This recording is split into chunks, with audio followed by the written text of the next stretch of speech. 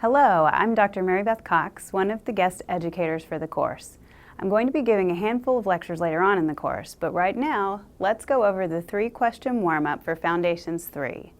First question, what is the embryologic origin of the tissue just proximal to the pectinate line? And what is the origin of the tissue just distal to the anal canal? Okay, first, what is the embryologic origin of the tissue just proximal to the pectinate line? That comes from endoderm. And what is the origin of the tissue just distal to the anal canal? That's surface ectoderm. Next, what effect might the following teratogens have on a developing fetus? ACE inhibitors, aminoglycosides, diethylstilbestrol, tetracyclines, and valproic acid. ACE inhibitors can cause renal abnormalities. Aminoglycosides can cause ototoxicity. Diethylstilbestrol causes clear cell adenocarcinoma of the vagina. So that's something that you're going to see much later on when that baby's in her teens or 20s, but it can be seen as early as 7 or 8. Tetracyclines cause teeth discoloration, and valproic acid causes neural tube defects. Next, which vitamin should not be supplemented in large amounts during pregnancy? Vitamin A, because excess vitamin A can cause cleft palate or cardiac defects. That's it for our warm-up. Now I'm going to hand it over to Dr. McInnes for the lecture. In these next few Foundations videos, we're going to switch gears and review some basic cell biology. Now, I'm sure you're familiar with a lot of this already, but you may not have thought much about it lately, so we're going to move through a lot of this pretty quickly just to jog your memory. We're going to focus on the cell bio topics that have a tendency to show up on step 1. So the first topic we're going to review are various cell organelles, starting with the nucleus. The nucleus is contained by a nuclear envelope, which is a very tightly regulated structure. Not everyone gets to party with the DNA. Obviously, you need to keep DNA in the nucleus, but the mRNA that's transcribed has to be able to get out of the nucleus. So what determines what can enter and leave the nuclear envelope? Well, the nuclear envelope has nuclear pores, and the only way to get through those nuclear pores is by having something called a nuclear localization signal. Now, nuclear localization signals are definitely important for your test, so let's look at number 4 in your study guide. The nuclear localization signal is a specific sequence of amino acids consisting of 4 to 8 amino acids. It's rich in the amino acids lysine, arginine, and proline, because these are more positively charged amino acids, and that allows them to bind more readily to the negatively charged DNA. These nuclear localization signals are present on proteins that are bound for the nucleus, because the proteins are synthesized out in the cytoplasm and then transported to the nucleus. Now, the nuclear pores recognize these signals and allow the proteins to enter the nucleus. The nuclear envelope is like a bouncer that guards the nucleus and keeps everybody out, and the nuclear localization signals are like the password to get those nucleus-bound proteins past the bouncer. Now, a mutation of a single amino acid in this 4 to 8 amino acid sequence can potentially prevent that protein from being transported into the nucleus. So while we're talking about the nucleus and DNA, let's talk about the different phases of the cell cycle. Some cells are not meant to divide, so they stay in the G0 phase. Some cells, like hepatocytes or lymphocytes, are on standby, and they can go from G0 to G1 in order to begin the process of the cell cycle if needed. And then some cells, like bone marrow stem cells, for instance, are designed to divide very rapidly. So these cell types never go into G0, and they have a very short G1. Then after the G1 growth phase, there's an S phase where synthesis of DNA takes place, so S is for synthesis. And then there's a second growth phase called G2, and then there's an M phase, which is where mitosis takes place. Now, to control the cell cycle, to keep cells from just growing and dividing out of control, there are checkpoints along the way that control the transitions between these different phases. Now, this is a very highly regulated process. It's regulated mainly by 3 things: tumor suppressor proteins, cyclins, and cyclin-dependent kinases. So let's start with a few tumor suppressors. Going from G1 to S phase, there's the RB gene and the P53 tumor suppressor gene. Both of these genes are making protein products that are critical in regulating the transition from G1 to S phase. If they don't give a stamp of approval, then the cell can't go into S phase. Mutations in these genes result in unregulated growth and cell replication, which is why these are called tumor suppressors. As long as these genes and their protein products are functional, they suppress the kind of unregulated growth that we see in cancer. Now, there are 2 main cancers associated with mutations in the RB gene. We'll talk about this in detail in the oncology section, but one cancer associated with this is retinoblastoma, which is why this is called RB. And the other cancer is osteosarcoma. And then p53 is also involved in regulating the transition from G2 to M phase. So let's talk about cyclins and cyclin-dependent kinases, or CDKs, next. So a kinase is an enzyme that uses ATP to phosphorylate things, to add a phosphate to things. Now, kinases are expressed constantly. They're always around, but they're inactive unless they need to be active. Cyclins are regulatory proteins that control cell cycle events. They activate those CDKs. In order for the cell cycle to progress, these CDK cyclin complexes must be activated and then inactivated. So let's look at number 5 in your study guide and elaborate on this a little bit more. Cyclins and CDKs phosphorylate target proteins to drive the cell cycle. So all cyclins are degraded by ubiquitin protein ligase when their cell cycle specific job is complete. Ubiquitin is a protein that gets tagged onto other proteins to mark them for destruction. So if a protein gets tagged with ubiquitin, that's a signal for this ubiquitin protein ligase to break it down. So because of this, ubiquitin is a very important molecule in regulating the cell cycle. You need ubiquitin in order to shut down these cyclins. Next, tumor suppressors p21, p27, and p57 bind to these cyclin CDK complexes and inactivate them. Now we mentioned p53 before, and p53 controls the activation of p21. So tumor suppressors inactivate cyclin complexes and prevent them from continuing to phosphorylate things. Again, because these kinases are always around, we need to be able to activate them and inactivate them at precisely the right time. Now, going from G1 to the S phase, there are a few specific molecules that are worth knowing. You have cyclin D that binds and activates CDK4. Then CDK4 phosphorylates the RB protein, which allows that RB protein to be released from a transcription factor called E2F. Now, with E2F unbound, the cell's free to transcribe and synthesize components needed for progression through the S phase. So those components are things like DNA polymerase, thymidine kinase, dihydrofolate reductase, and cyclin E, all of which are needed in order to synthesize DNA. And you can't get these components unless E2F comes unbound from RB, which only happens when cyclin D and CDK4 are around. Now this is a pathway you need to know for your test. It's a picky little detail, but you need to know it. Then the next bullet says that cyclin E binds and activates CDK2. And when this happens, the cell is allowed to progress into S phase. So we see two regulatory components that allow the cell to progress from G1 into S phase. CDK4 coupling with cyclin D, and cyclin E coupling with CDK2. So make sure you pair those up in your mind. Make sure you know those. Then going from G2 into M phase, cyclin A and CDK2 allow the cell to progress into prophase of mitosis, and then cyclin B and CDK1 complex is activated by CDC25, which causes the breakdown of the nuclear envelope, specifically nuclear lamin breakdown, and the initiation of mitosis. So the nuclear lamin is basically the skeletal framework inside the nucleus. It's a type of intermediate filament, and this skeletal framework has to be broken down in order for the nucleus to be able to divide and then for the cell to divide. So that's one process that regulates mitosis. Now let's shift our focus to the synthesis and processing of protein. So the DNA may maintain the order of the cell, but it's the cellular proteins that actually do all the work. We're going to be showing you some electron micrographs. You need to make sure that you can recognize what these different organelles look like on EM. You're very likely to have a question that asks you to identify a particular organelle. It's probably about a 4-star topic, which means nearly everyone can expect at least one question on this. So let's start with the rough endoplasmic reticulum, or RER. The rough ER is rough because it has ribosomes on it. And the ribosomes are translating a lot of protein. Specifically, this is the site of synthesis of proteins that are going to be secreted outside the cell, and the place where N-linked oligosaccharides are added to the proteins. So it makes sense that cells that export a lot of proteins, like plasma cells for instance, are going to have a lot of rough endoplasmic reticulum. So where in the cell do we make the proteins that are going to remain inside the cell? Well, there are also free ribosomes suspended in the cytoplasm. They're not attached to the rough ER, and these free ribosomes are the site of synthesis of cytosolic proteins, and the proteins that are going to become part of the organelles. In neurons, the rough ER is called Nissl bodies, or Nissl substance, and they synthesize enzymes and peptide neurotransmitters. Now these Nissl bodies are seen in the dendrites, but not in the axon. Axon hillock sometimes looks very similar to a dendrite. If you look up close at the cell body, and if you see Nissl bodies, you know you're looking at a dendrite rather than an axon. And then in addition to the rough ER, there's also smooth ER. It's like the Justin Timberlake of cell biology, smooth.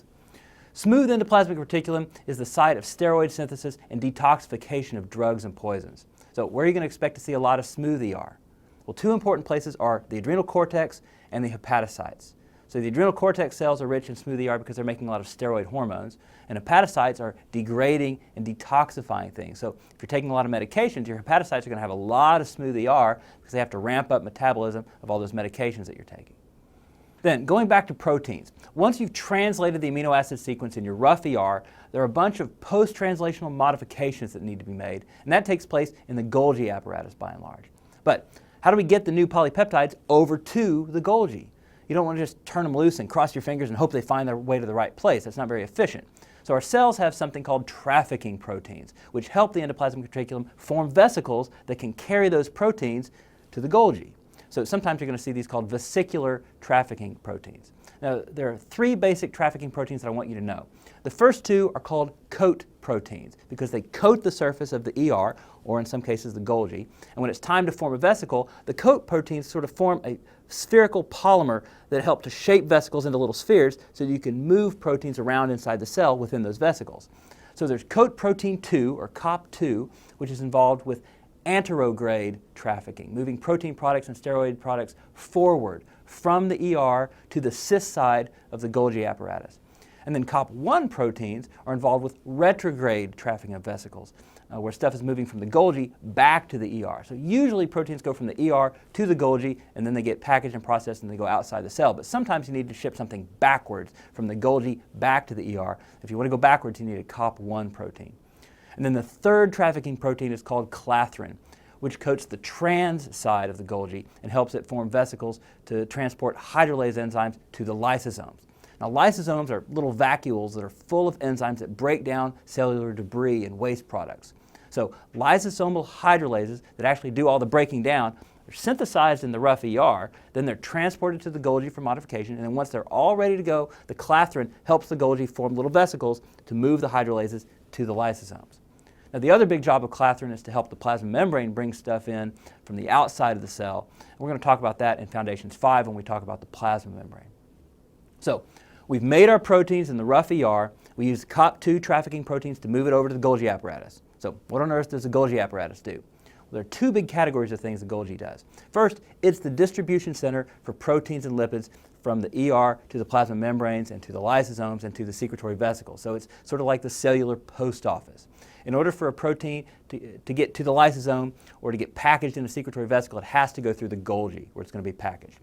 Then the second big job of the Golgi apparatus is post-translational modification of proteins and proteoglycans, which are just proteins with saccharides or sugars that are tacked on. Now, proteoglycans are an important part of connective tissue. There are lots of different types of post-translational modifications going on in the Golgi. So first of all, the Golgi glycosylates core proteins to form proteoglycans. It's tacking on things like chondroitin sulfate or heparin sulfate onto those core proteins. The Golgi can also modify the N-oligosaccharides on asparagine. It can add O-oligosaccharides to serine and to threonine residues. So just to recap, which amino acids can be modified by the Golgi? We said serine, threonine, and asparagine. Make sure you know those. The Golgi also adds sulfate groups to sugars on the proteoglycans, and to also add sulfate groups to selected tyrosine residues on the proteins, and this is called sulfation.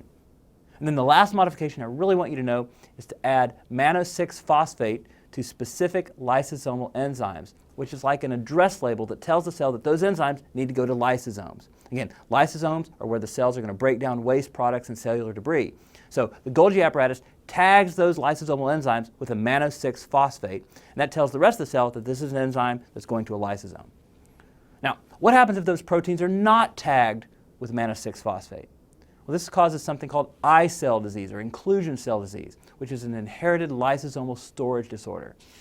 There's a little section on I cell disease in your study guide on number 6. Without that mannose-6-phosphate tag, these enzymes are going to be secreted outside the cell instead of being targeted to the lysosome where they're supposed to go.